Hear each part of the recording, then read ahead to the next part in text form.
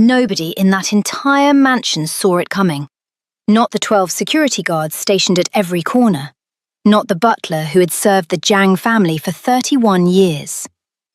Not even the man himself, Jang Hyun-woo, the most feared and powerful figure in all of Seoul's underground empire, expected that on a quiet Tuesday morning, a woman barely 5'4", with flour on her apron and fire in her eyes, would raise her hand and bring it crashing across his face with a sound that echoed through the marble corridors like a thunderclap. The room went absolutely still. Every single person froze. And then Jang Hyun-woo slowly turned his head back, his jaw tight, his eyes dark as a winter storm, and stared at her. Not with rage, not with the cold, murderous calm he was famous for. He stared at her with something nobody in that room had ever seen on his face before. Something that looked almost like shock, almost like recognition, almost like the very first crack in a wall he had spent 34 years building around his heart. And what he did next changed everything. Her name was Melissa Mensah, 28 years old, born in Accra, Ghana, raised partly in London, and now standing in the most dangerous household in South Korea, with nothing but her dignity and a burning need to protect the one thing in this world she loved more than her own breath. She had come to Seoul 18 months ago, chasing a dream that had slowly dissolved into survival. She had a degree in nutrition and food science, a beautiful mind, and a laugh that could light up a room. But none of that mattered when the bills came due, and the world kept finding new ways to remind her that she was far from home and entirely alone. So she had taken the job. Live-in domestic staff at the Jiang estate. Good pay, private quarters, meals provided. She told herself it was temporary. She told herself a lot of things in those days.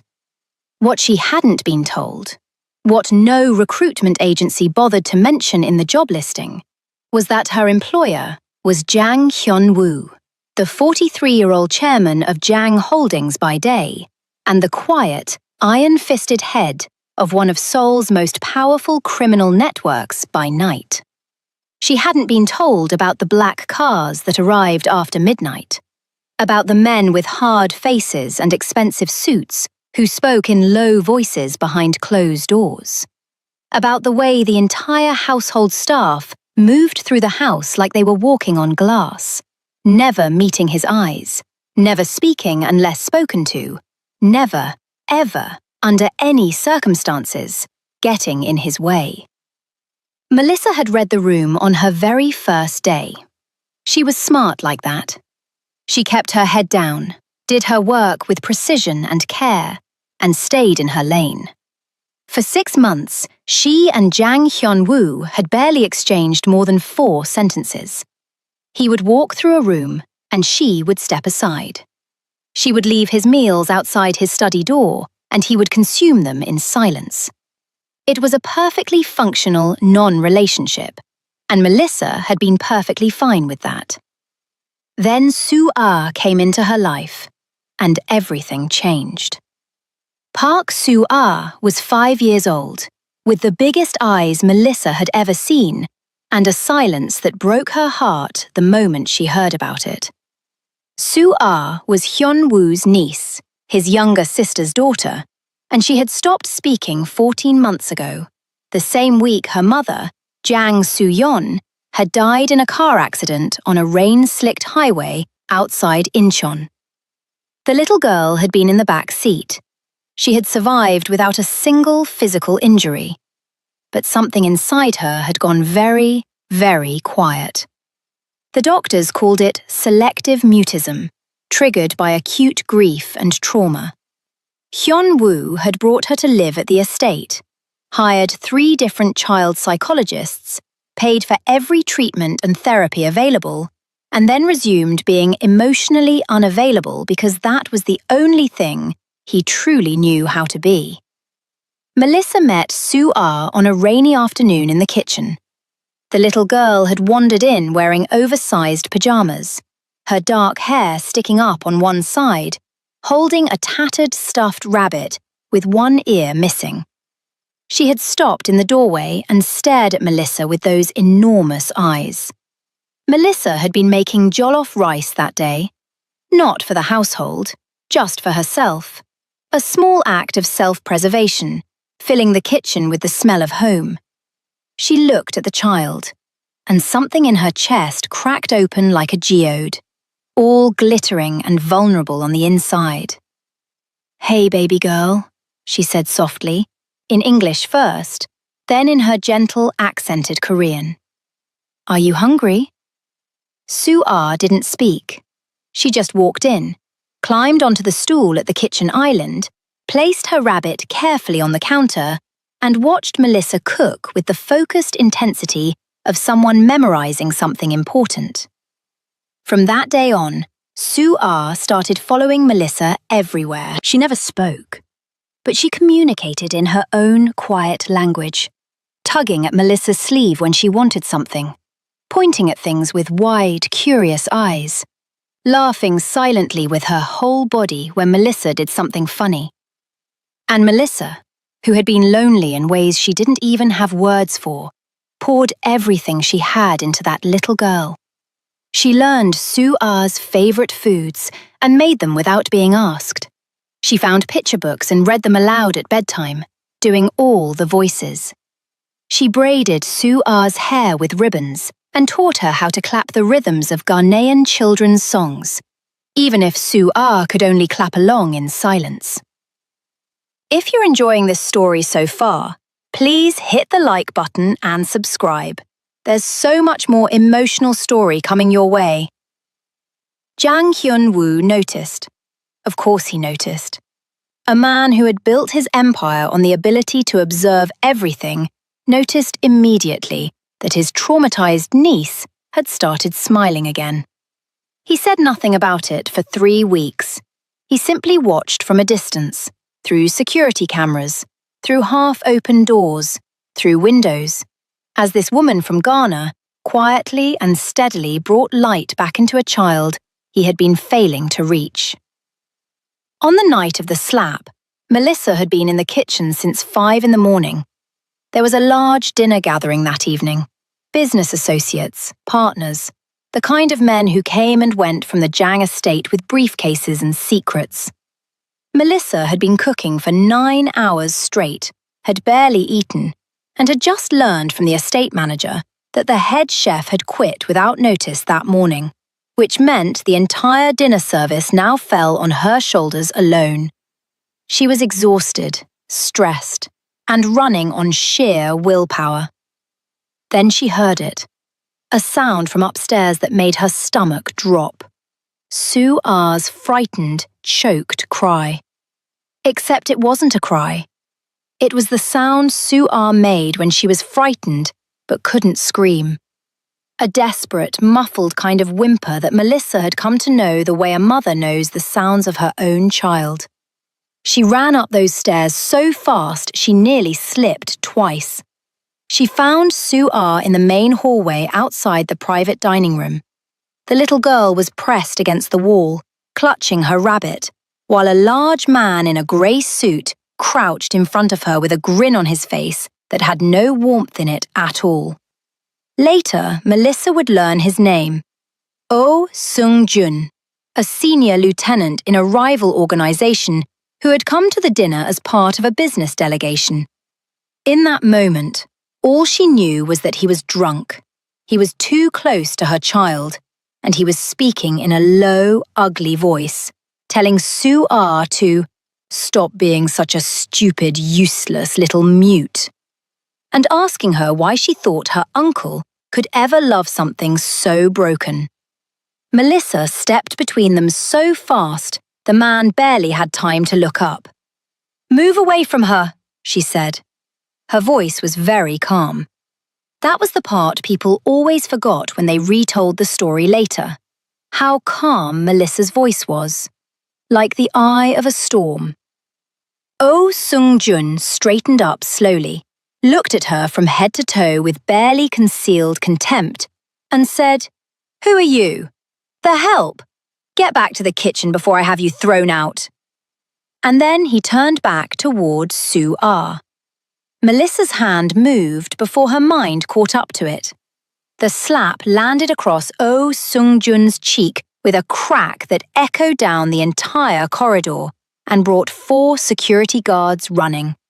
He stumbled sideways, his hand flying to his face, his expression cycling through disbelief, rage, and something dangerous. That was the moment Jang Hyun-woo walked out of the private dining room. The corridor went absolutely silent. Hyun-woo stood in the doorway, taking in the scene in the precise, analytical way he took in everything. The guard's red cheek, the flower on Melissa's apron, Sue R pressed against the wall, and the look on Melissa's face, which was not the look of a woman who was sorry. His eyes moved slowly from one person to the next, and the air in the corridor changed in a way that everyone present felt in their bones. Oh Sung-jun found his voice first.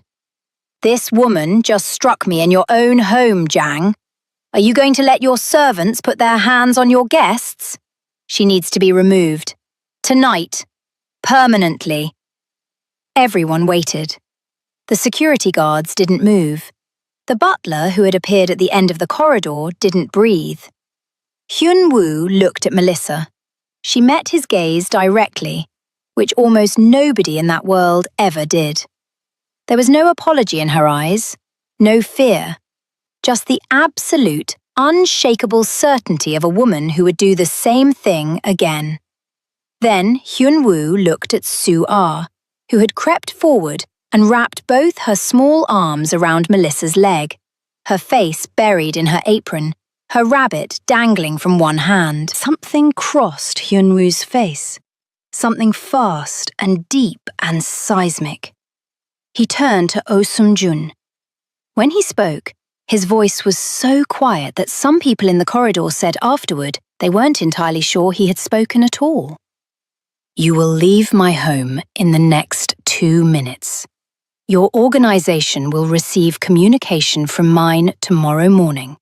I suggest you spend tonight thinking carefully about what you want that communication to say." Oh Sung-jun stared at him. "You're choosing a maid over a business partner." "I'm choosing," Hyun-woo said, with the kind of finality that closed doors and ended conversations. "My family." He looked at Melissa one more time before turning back into the dining room. In that single look was more than she had received from him in a 1.5 years of working in his house. It wasn't warmth exactly. It wasn't gratitude. It was something more complicated and more powerful. It was recognition. Like he had finally, truly, for the first time, seen her. That night, after the dinner had ended and the house had gone quiet, Melissa sat at the kitchen table with Sue R asleep across her lap, stroking the little girl's hair and wondering if she still had a job. She heard footsteps. Not the soft, careful steps of the household staff, but the deliberate, unhurried steps of a man who owned every floor he walked on. Hyun-woo appeared in the kitchen doorway. He had loosened his tie. He looked at her and at the sleeping child for a long moment. "She's been sleeping better since you came," he said. It wasn't a question. It wasn't quite a compliment. It was just a fact that he seemed to be offering her carefully, like something breakable. "She just needed someone to be consistent," Melissa said quietly. "Children need consistency more than they need perfect." He was quiet for a moment. Then he said, "Why didn't you apologize to him?" "Because I wasn't sorry," she said simply. Another silence, and then something happened that she would think about for years afterward. Jang Hyun-woo, Mafia boss, billionaire, the man whose name made other powerful men nervous, sat down at her kitchen table. Not in a chair across from her. Right there at the same table where she made Su-A's breakfast every morning. And he sat there in silence for a while, not demanding anything, not performing authority, just sitting, the way a person sits when they are somewhere they feel, unexpectedly, less alone. Her name is a type of eternal love, he said suddenly. Su-A. My sister chose it. She said she wanted her daughter to know what that felt like before she could even speak. His jaw tightened. Ironic. Melissa looked at him carefully. Beneath the suit and the silence and the years of cultivated coldness, she could see it now. The grief. Not the clean, resolving kind that therapists talked about. The kind that had been compressed under enormous pressure until it had become part of the structure of the person.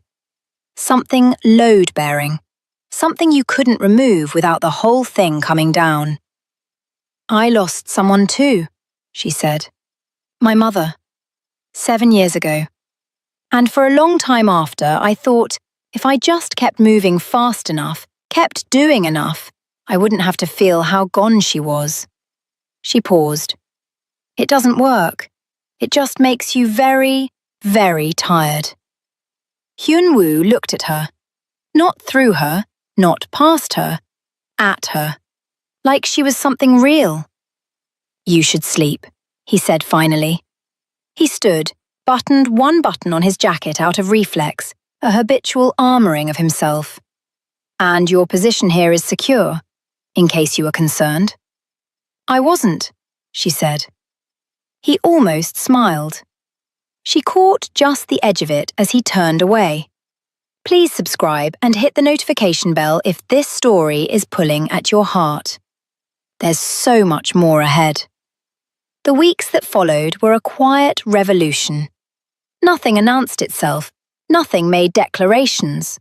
But things shifted in the Jang household in ways that everyone felt and nobody discussed.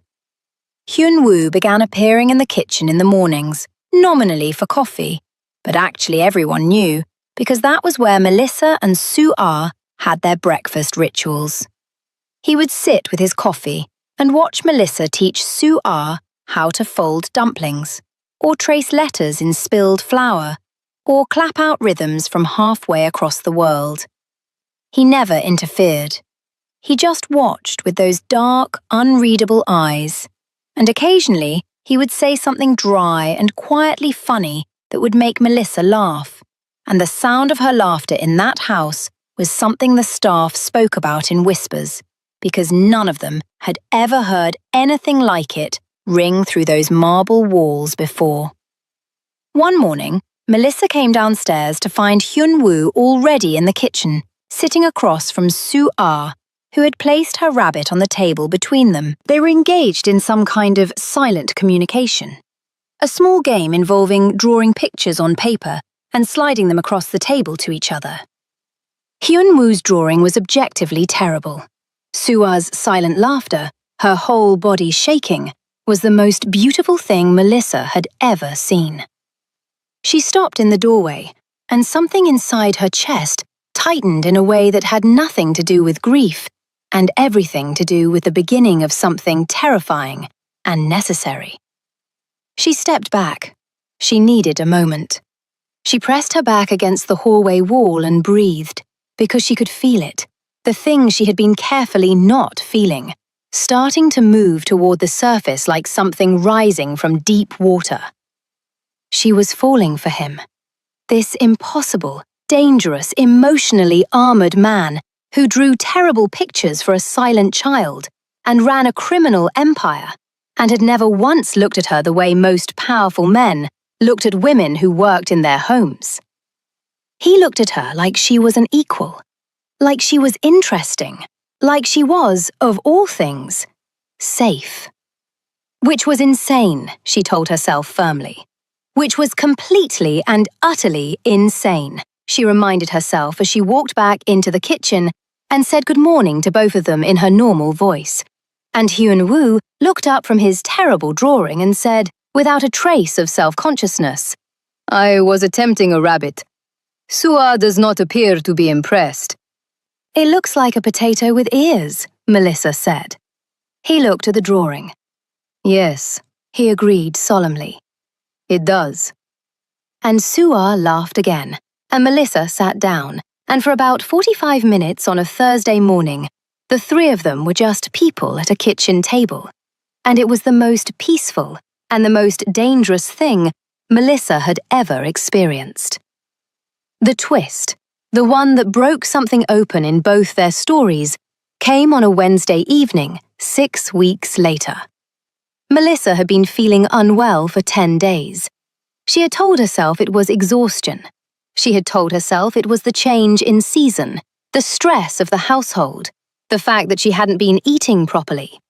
She had told herself every single thing except the one thing that the pharmacy test confirmed at 7:47 in the evening in the small bathroom of her private quarters. She sat on the edge of the bathtub for a very long time. The father was not Hyun Woo. Let her be clear about that, because the story needs to be honest. The father was James Osei, a man she had dated briefly before coming to Seoul, a man she had ended things with cleanly and with mutual understanding, or so she had thought, until he had appeared in Seoul 4 months ago, charming and familiar, and full of the kind of convincing apologies that she had been lonely enough to almost believe. They had spent 3 weeks trying to rekindle something, and then she had understood, clearly and finally, that the man she had loved was not the man who kept showing up, and she had ended it again, for good this time. That had been 8 weeks ago. She was 8 weeks pregnant. She sat with that information in the small bathroom with the white walls and the single window that looked out onto the garden, and she thought about every single option with the clear, methodical mind that had gotten her through every hard thing in her life so far. And at the end of all that thinking, she arrived at a truth she hadn't expected. She wanted this child. She wanted this child with a certainty that bypassed fear and logic and practical reality, and landed somewhere much deeper and more fundamental. She wanted this child the way she had wanted to protect Sua in that corridor, not because she had thought about it, but because her body and her soul simply knew. But she also knew what this meant for her position in this house. A pregnant live-in staff member, in South Korea, in this household. She already knew the answer. She would have to leave. She started making arrangements quietly. A modest apartment, a job application to a catering company that had reached out to her months ago. A plan, because Melissa Mensah had always made plans, even when her hands were shaking. What she didn't plan for was Sua finding her packing. The little girl appeared in her doorway on a Sunday afternoon, saw the half-filled suitcase on the bed, and went completely, terrifyingly still. Her rabbit dropped from her hand. Her eyes went wide and glossy, and the colour in her face drained away. And Melissa saw, in real time, with her own eyes, the child beginning to go back to that unreachable place she had spent months slowly climbing out of. Hey baby, look at me. Melissa crossed the room in 3 steps and crouched down, taking Sua's small face in both hands. I'm not disappearing. I am not disappearing. Do you understand me? I'm right here. I see you. Sua's breath came in quick, shallow bursts. Her hands found Melissa's wrists and gripped them. And then something happened that made Melissa's whole world stop. Sua opened her mouth, and in a voice like a rusty hinge on a door that hadn't been opened in over a year, small and rough and barely there but absolutely, unmistakably real, she said one word. Stay. The silence after it was enormous. Melissa pulled the child into her arms and held her so tightly, and felt tears running down her own face before she even understood she was crying, and she said, "Okay, Sua, I'll stay. I'll find a way to stay." She had no idea how she was going to manage that promise, but she had made it. She didn't have to wait long to find out that she wasn't the only one with a secret, or that the world outside the estate walls had been making plans of its own. The real danger arrived in the form of a woman named Shin Yuri. If you're still watching, drop a heart in the comments. This story is about to get much more intense. Shin Yuri was 38, stunning in the particular way of women who have weaponized their beauty so thoroughly that it no longer looked like beauty. It looked like armor. She had been in Jang Hyun-woo's orbit for years, not as a lover exactly, but as something more complex and more dangerous, the daughter of his primary business rival, who had recently died, leaving Yuri in control of the Shin organization and in a position of considerable power. She had been angling for a merger between Jang Holdings and Shin Corp for 2 years, and a large part of that agenda, a part she had never spoken aloud but everyone understood, involved Jang Hyun-woo himself. She came to the estate for a business dinner in the 3rd week of November. Melissa served. She noticed Yuri immediately, noticed the way her eyes moved through a room like a blade, precise and assessing, cataloguing everything. And she noticed the particular way Yuri looked at her, not the contemptuous dismissal of a woman who didn't see servants, something much more calculated, something that said, "I see you. I've done my research, and I'm deciding what to do about you." Melissa kept her face neutral and her movements smooth. She was good at that. After dinner, while clearing the library where Hyun-woo and Yuri had taken their after-dinner discussion, Melissa heard something that stopped her cold. "She's pregnant." Yuri's voice, light and conversational and razor-edged. "Your little domestic employee. I had her background checked last week when I noticed you developed a certain fondness for the kitchen. 8 weeks along. The father is some man back in London. Not you, obviously, though I'm sure some people might wonder." A silence. Then Hyun-woo's voice, very level. "You ran a background check on my household staff." "I protect my interests," Yuri said simply. "And you should know that a pregnant woman with no legal status here, no permanent visa, and a recent romantic complication is a liability, Hyun-woo. A very easy thing for someone with the right connections to complicate further. Immigration authorities are extraordinarily cooperative when properly motivated." Melissa stood perfectly still outside the half-open door, her heart hammering, the tray in her hands perfectly steady by force of will alone. "Are you threatening her?" Hyun-woo said, and his voice had changed. It was the voice she had heard once before, the night of the slap, in that corridor, so quiet it was almost nothing, and exactly because of that, the most frightening thing in the room. "I'm offering you clarity," Yuri said. "Make the right decision about the merger, about us, and these complications go away. I'm a practical woman. I simply want things to be uncomplicated." Another silence. Long enough that Melissa had to remind herself to breathe. "Leave my house," Hyun-woo said. A pause. "Hyun-woo, now." Melissa moved away from the door before she could be seen, back through the service corridor to the kitchen, where she sat down heavily in a chair and pressed both hands flat on the table and thought about what she had just heard. Yuri wasn't bluffing. Melissa knew enough about this world by now to understand that. A woman like Shin Yuri had the resources and the vindictiveness to follow through on exactly what she had implied. And Melissa's immigration status, while not illegal, was complicated enough that the right pressure in the right places could make her life in South Korea very difficult, very quickly. She had to leave. The thought was clear and cold and logical. She had to leave before she became a problem that put herself and her unborn child and, God forgive her for even thinking it, Sue R. in danger. She went upstairs to her room. She opened her suitcase. The knock on her door came 40 minutes later. She opened it, and Hyun-woo stood there. No jacket this time, his sleeves rolled up. Something in his face that she had never seen before. Not the cracks she had glimpsed, but the whole thing, the whole complicated interior of him, visible in a way that clearly cost him something. "You heard?" he said. It wasn't a question. He had cameras everywhere.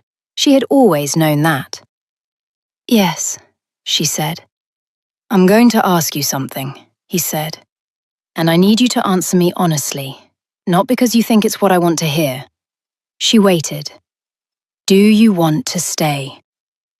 The simplicity of the question hit her somewhere deep. Not "can you stay?" Not "should you stay?" Do you want to? "That's not a responsible question given the circumstances," she said carefully. "Melissa." The sound of her name in his mouth, her real name, not the maid or the staff, or any of the other titles that had insulated them from each other, was startling. "Do you want to stay?" And she was so tired. She was 8 weeks pregnant and tired and far from home. And there was a 5-year-old girl down the hallway who had spoken her first word in over a year to ask her to stay. And there was this man standing in front of her with his whole face open and undefended for the first time in however many years he had been keeping it closed. And she was so tired of being sensible in the face of things that had moved far beyond the reach of sense. "Yes," she said. "I want to stay." Something in him settled, like a man who had been braced for impact, relaxing. He looked at her with those dark eyes and said, "Then stay. Everything else is a problem to be solved. Shin-Yuri is a problem to be solved. Your visa, your situation, the child, these are logistics. The only thing that isn't a problem to be solved is whether you want to be here." He paused. "And whether you'll let me..." He stopped, started again. "Whether you'll let me be present for all of it." She studied him for a long moment. "You understand what you're asking? Not just for me, for the baby, a child that isn't yours." "I understand," he said. And there was something in the steadiness of his voice, not performance, not the careful management of a man who was used to managing everything, just the absolute, grounded certainty of someone who had looked at a truth and decided to walk toward it. "I understand it completely." She stepped back from the door. He stepped inside, and they sat at the small table by the window in her room and talked for 4 hours. Really talked, the way two people talk when they have finally decided to stop protecting themselves from each other. About his sister, her mother, his empire and what it cost him, her pregnancy and what she feared, Sue R, Ghana, soul, loss, loneliness, and the strange, unlikely territory they had both found themselves standing in. At some point after midnight, without either of them quite deciding it, she fell asleep in the chair, and he covered her with the blanket from the bed, and sat there for a while in the dark, watching over her the way he had never let himself watch over anyone. The following weeks were a kind of controlled storm.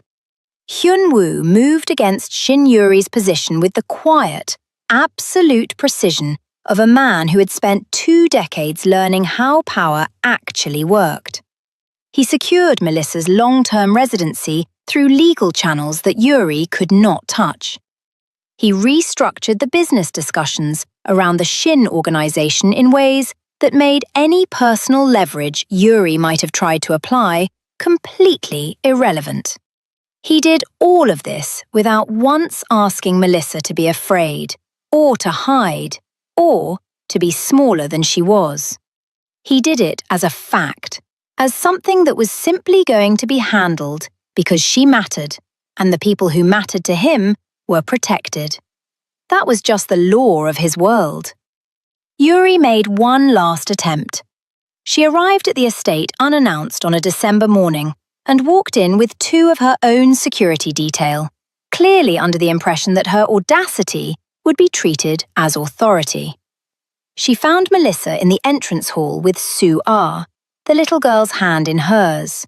Melissa in a deep blue dress that showed the small but unmistakable curve of her belly now at 14 weeks.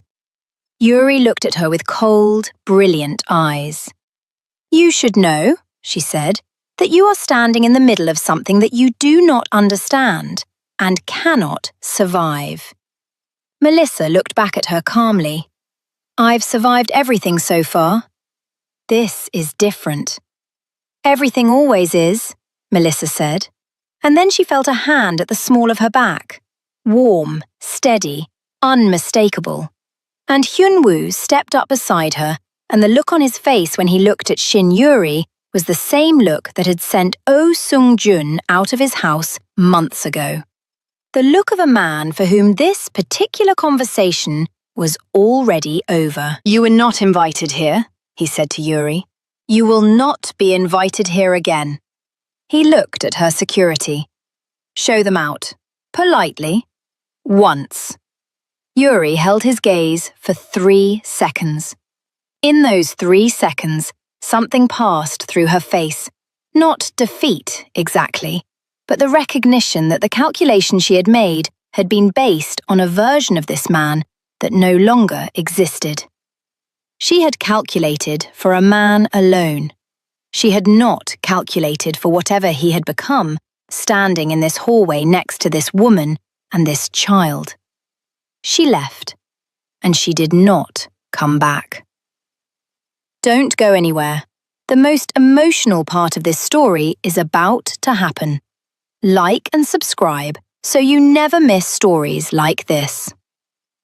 The morning everything came together was a morning in late January, when Seoul was cold and the windows of the Jang estate were fogged at their edges, and the kitchen smelled of ginger tea and the particular warm, spiced sweetness of the chin-chin Melissa had been attempting to make from her mother's recipe.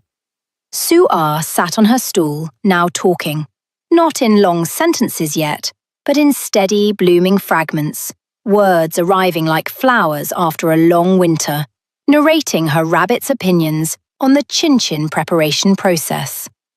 Hyunwoo came into the kitchen and stopped.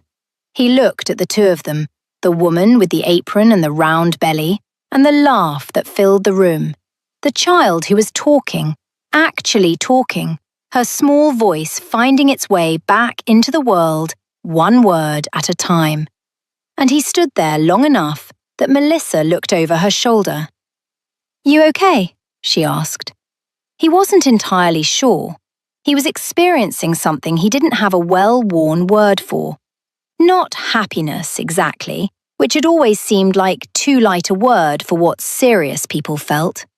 Something more structural than that.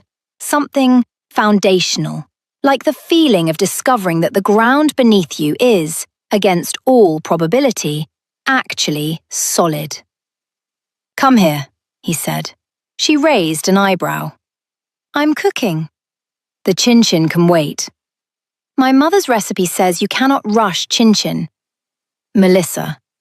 She wiped her hands on her apron and came to him, because something in his voice had shifted into a register she recognized.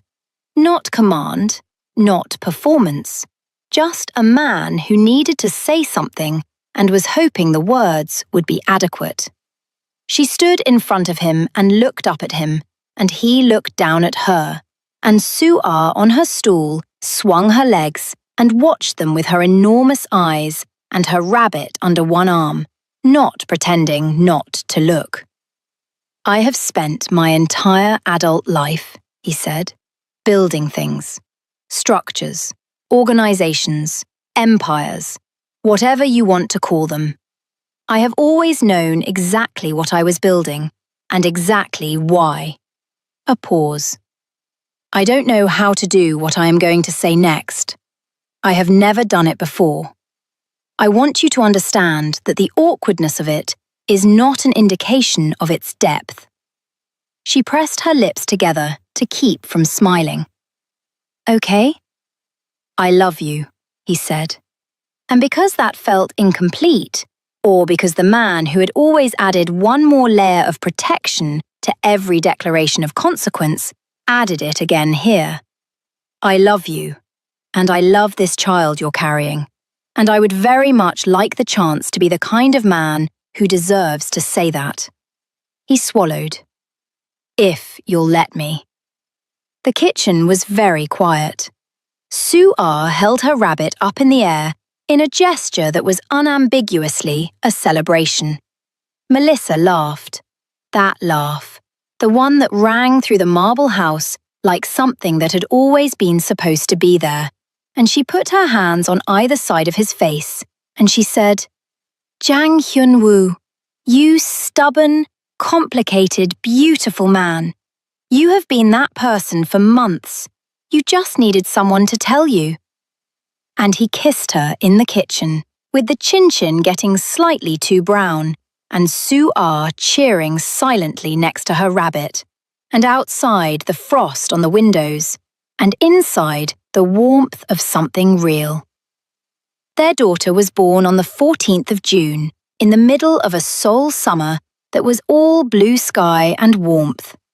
They named her Ama-yeon, a name that held both worlds, both of them, together in 4 syllables. She came into the world small and furious and spectacular, and the first time Hyun-woo held her, something in him that had been held rigidly in place for 34 years simply let go.